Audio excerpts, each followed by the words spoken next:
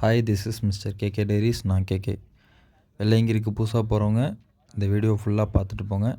என்னென்ன எடுத்துகிட்டு போகணும், என்னென்ன எடுத்துகிட்டு போகக்கூடாது, மலை ஏறுறது எவ்வளோ கஷ்டம்னு சொல்லிட்டு இந்த வீடியோவில் ஃபுல் டீட்டெயில்டாக பார்ப்போம். மலையோட அடிவார கோயில் இது தான். லெஃப்ட் சைடில் 24 மணி நேரமும் அன்னதானம் போடுவாங்க. சாமி கும்பிட்டு அன்னதானம் சாப்பிட்டு நீங்கள் பாட்டுக்கு ஏற ஆரம்பிச்சிடலாம். இதுதான் முதல் மலை. இதில் படிக்கட்டு ஒவ்வொன்றும் ரொம்ப பெருசாக இருக்கும்.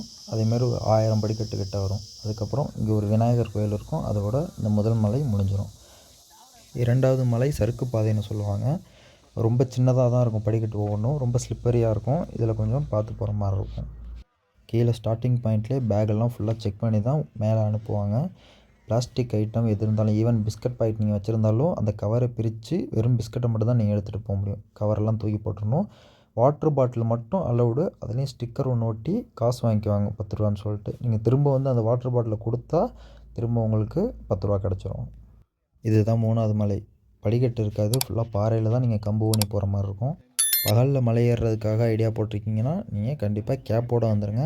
இன்கேஸ் நீங்கள் நைட்டில் மலை ஏறுறதுக்கு ட்ரை பண்ணுறீங்கன்னா டார்ச் லைட் இல்லாமல் வந்துடாதீங்க.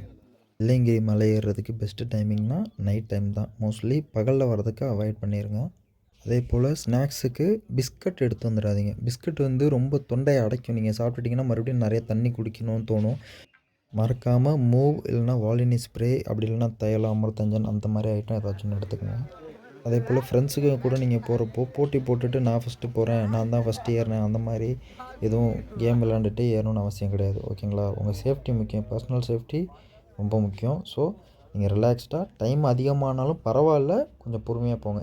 நைட் டைமில் போகிற மாதிரி இருந்துச்சுன்னா கண்டிப்பாக பெட்ஷீட் ஒன்று எடுத்துகிட்டு போயிடுங்க. 7வது மலை ரொம்பவே டஃப்பாக தெரியும். 6 மலை ஏறி வந்த டயர்டு உங்களுக்கு காலெல்லாம் ரொம்ப ஸ்ட்ரெயினாக இருந்திருக்கும்.